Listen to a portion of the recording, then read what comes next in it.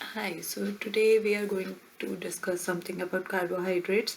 So, carbohydrates, the function of carbohydrate is that they occur as dietary staple like sucrose and starch. They also serve as energy storage molecules. They have structural and protective elements in our cell, membrane of bacteria, also plants and animals. So they function as lubricants in skeletal muscles. They also participates in recognition and as adhesion molecule. So there is a layer of glycocalyx surrounding the cell, in which carbohydrates are there, and they serve as recognition molecules. They are involved in post-translational modifications of protein that are required for their activity. There are types of carbohydrates. There are monosaccharides, oligosaccharides, and polysaccharides. Monosaccharides are made up of single unit, and oligosaccharide may be of 2 to 10 units, and polysaccharides are made up of more than 15 to 20 units. So there are simplest monosaccharides like glyceraldehyde, which is aldose sugar, and dihydroxyacetone, which is ketose. And monosaccharides, the formula for monosaccharides is CnH2n and ON. Monosaccharides are of different types, like having, depending upon the number of carbons, they can be triose, which is C3H6O3. There can be tetros, like C4H8 and O4. There can be pentose, C5H10O5. We can be hexose, C6H12O6. It can be heptose like C7H14 and O7, like doubling the number of hydrogen atoms in it. The number of carbons and number of oxygen are just half of the hydrogen. The monosaccharides are the simplest carbohydrates. They are colorless. They are soluble in water. They are insoluble in non-polar solvents. As we know, water is a polar solvent, so the carbohydrate or the monosaccharide will be insoluble in non-polar solvents. They are most abundant monosaccharides, like D-glucose. D-glucose is the most abundant monosaccharide. So there are enantiomers also. If we talk about the structures of carbohydrates, there are enantiomers. They are actually optically active isomers. They are non-superimposable mirror images of each other. For example, D-glyceraldehyde and L-glyceraldehyde. They are non-superimposable mirror images of each other. The enantiomers can also be known as stereoisomers. So basically, stereo means space or surrounding. So accordingly, the atoms and molecules, or the position of the molecule depends, the structure will depend upon the position of the molecule. So that is why they are called as stereoisomers, that the position where the OH atom is located or where is H atom is located in the structure. So based upon this, they are also termed as stereoisomers. There are number of stereoisomers. The formula for getting stereoisomers is 2 raised to the power n. And there are n, where is n? N is the number of chiral centers in the carbon. Uh, when we talk about enantiomers or epimers, we also talk about enantiomers or stereoisomers. We talk about epimers. So epimers are two different sugar. They differ only in stereochemistry at single carbon, that is other than anomeric carbon.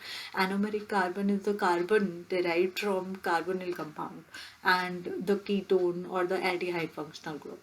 Examples of epimers can be D-mannose, D-glucose, D-glucose, D-galactose. Those are epimers. So, based on the epimers, based on the structures. Basically, there are two kinds of structure which exist in sugars, that is linear and cyclic. So, based on the linear and cyclic structure, when we dissolve them in a solution, the cyclic form revert back to linear form, and linear form revert back to cyclic form. So the open chain and cyclic form of monosaccharide will exist in equilibrium in a solution with each other. Monosaccharide having 5 or more carbon atom will give cyclic structure in aqueous solution via hemi-acetyl or hemiketyl form. So the cyclic structure which is existing in two configuration, that is pyranose and furanose. So it is also termed as mutarotation. Starch is the main storage polysaccharide in plant cells. They are branch chain having D-glucose unit. It is consists of amylose and amylopectin. So it is basically branched. Amylose is linear unbranched polymer of alpha D-glucose unit that is linked through alpha 1,4 glycosidic bond. Amylopectin is whereas branched polymer of alpha D-glucose with alpha 1,4 glycosidic bond. And also alpha 1,6 branching points at an interval of approximately 25 to 30 alpha D glucose residue. This branch point occurs. When we talk about glycogen is other type of carbohydrate. Glycogen is highly branched amylopectin. It shows branching at about 8 to 10 glucose residue.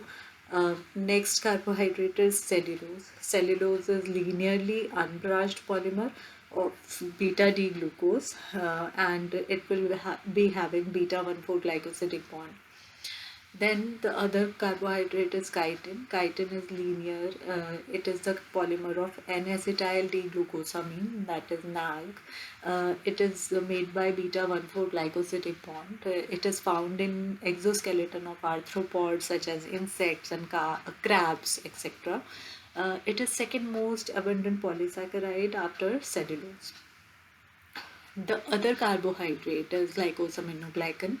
Glycosaminoglycan is also known as proteoglycan, and it is the simplest one of it is hyaluronic acid, and it is present in bacteria, in animals, but it is not present in plants. All glycosaminoglycan are covalently attached proteins. The hyaluronic acid is the simplest one. It is not attached to any of the proteins, but all glycosaminoglycans are attached to proteins. They are negatively charged, they are unbranched, and they are heteropolysaccharides, and they are composed of repeating disaccharide unit, the acidic sugar and amino sugar. So they are having repeatedly acidic and amino sugar. The next one is peptidoglycan. So peptidoglycan are also known as murines. We also know them as murines. Murines are present in cell wall of eubacteria, we have heard, and consist of alternating residues of NAM and NAG. So NAM is N-acetylmuramic acid and NAG is N-acetyl glucosamic acid, and NAM and NAG are joined together through beta 1,4 glycosidic bond. So there are enzymes which kills bacteria by degrading or hydrolyzing this beta 1,4 glycosidic bond. There are also antibiotics like penicillin and related antibiotics which kills the bacteria by inhibiting the formation of cell wall or the crosslinks in between the NAM and the NAG. So we know that there are bridges between the NAM and NAG. So NAG is attached to L-alanine, then glutamate, then L-lysine and D-alanine.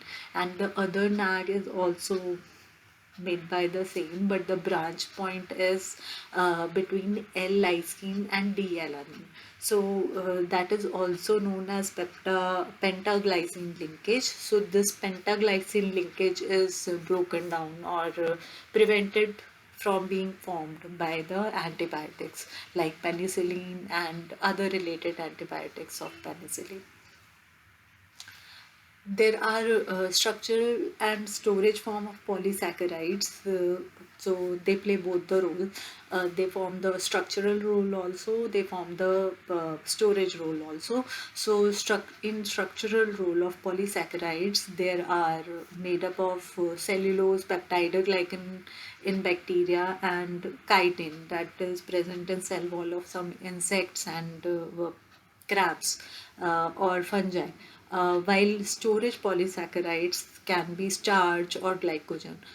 In starch, the storage form of starch, it is a storage form of carbohydrate in plants, and glycogen is storage form of carbs in animals. So this was something about polysaccharides and structures of polysaccharide. Uh, Rest we can see carbohydrate metabolism, but we will cover that topic in the next video. So kindly like, subscribe, and